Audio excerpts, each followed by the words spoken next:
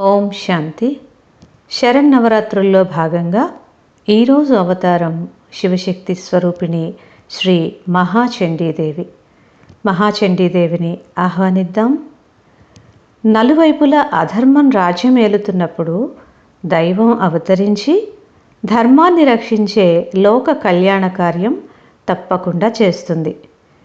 పురాణ గాథల ప్రకారం అసురులు దేవతల రాజ్యానికి హాని చేస్తున్నప్పుడు దేవీ దేవతలందరూ పరమశివుణ్ణి ప్రార్థించగా పార్వతీ, లక్ష్మి మరియు కాళీ దేవీలు కలిసి మహాచండీదేవిగా అవతరించి రాక్షస సంహారం చేస్తుంది.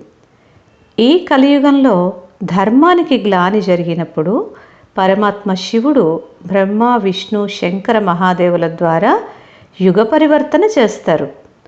యోగ శక్తి ద్వారా కామ, క్రోధ, లోభ, మోహ, అహంకారాలను అంతమొందిస్తారు.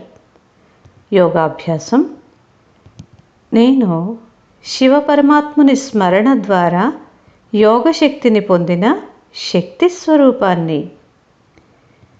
నాలో పార్వతీదేవి వలె తపోశక్తి, లక్ష్మీదేవి వలె జ్ఞాన సంపద మరియు చెడు ఆలోచనలను సంహరించే కాళీ సంస్కారాలు నిండుగా ఉన్నాయి. చెడు ఆలోచనలు, మాటలు నా మనస్సులోకి చేరేందుకు జంకుతాయి.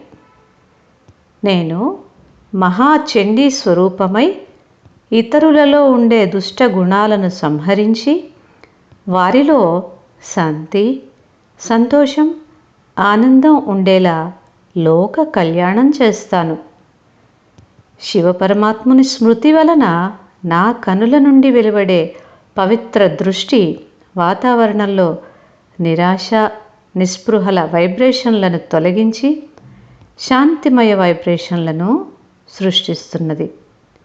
సదా శాంతి స్వరూప భవ, సదా యోగశక్తి స్వరూప భవ. ఓం శాంతి. ధన్యవాదాలు.